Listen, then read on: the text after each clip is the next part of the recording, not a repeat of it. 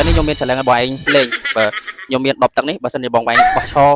លើកទី1បាន3000លើកទី2បាន1000លើកទី3បាន500អូខេបើសិនជាអត់ជាប់ទេគឺអត់អូខេតោះចាប់ផ្ដើម1ជួយលុយសុតអូយតែគ្នាមកគេមកនេះ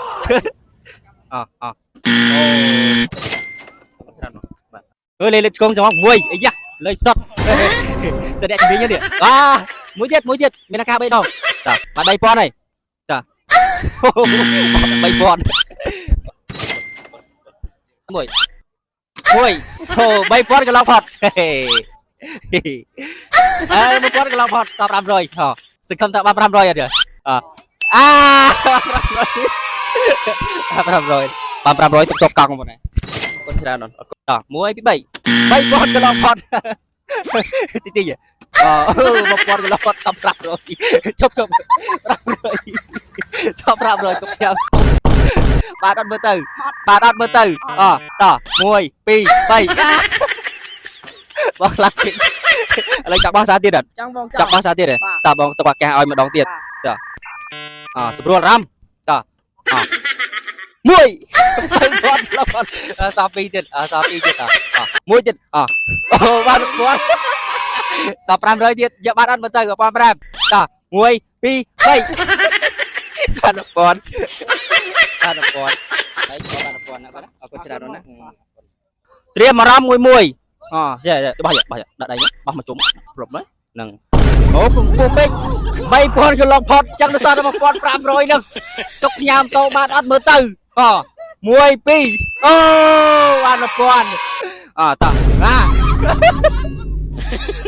ឥឡូវទុកឱកាសអូនឯងម្ដងទៀតឲ្យបានទៀតលើកទី1 3000រៀលទូអារម្មណ៍អូ3000មានឱកាស2ដងទៀតនៅ3500ទៀតយកបានអត់មើលទៅ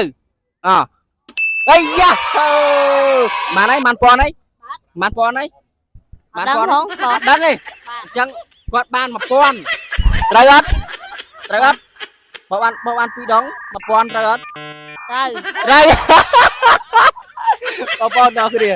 ខាវីដេអូហ្នឹងទៅក្រោយមើលគាត់បោះបានប៉ុន្មានដងគាត់បាន1000ហើយគាត់ថាបាន1000នេះខ្ញុំថា1000គាត់ថា1000ដែរតោះអញ្ចឹងនៅសល់ម្ដងទៀតតោះ500ណា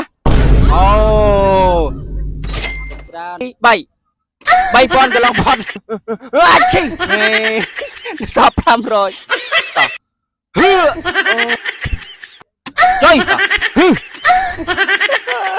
អូលក្បាច់អូគេបោះចឹងមែនគេបោះចេះ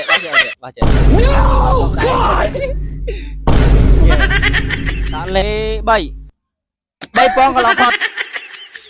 1000កន្លងផុត